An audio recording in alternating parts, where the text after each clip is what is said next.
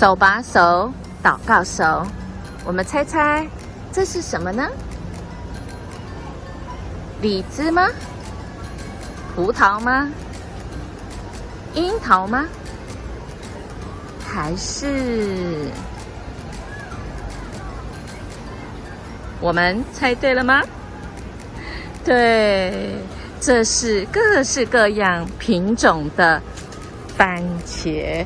我们看到的这是德国黑天使番茄，还有啊，这一整排这一个园子，可是各式各样都不同品牌的不同品种啊，还有桃太郎的哦，啊，还有金枣番茄啊，我们会发现这个创造主真的很奇妙。创造了许多的不同品种，光番茄就有这么多品种啊！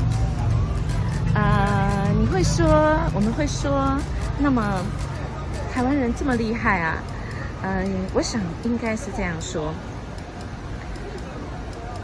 我们站在巨人的肩膀上，从过去的不管是生物的科技，其实都让台湾的农产品。真的是能够达到巅峰，所以我们真的不能说是只有靠谁，而是在圣经的经文里面也说，我栽种了亚波罗浇灌，唯有神叫它生长，所以是这一位使植物使人可以生长的哦，绝对不是人哦。所以亲爱的弟兄姐妹，好不好啊？我们来分享我们生活当中。我们站在别人的肩膀上，得以我们可以有一些成果，我们要感谢的人，还有我们有目前遇到的困难吗？我们目前遇到的困难，求上帝来亲自带领。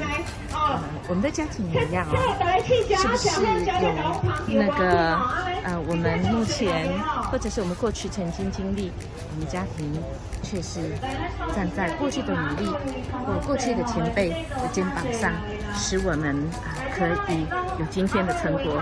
那个共同的经验呢，手牵手，手看手，你都会手。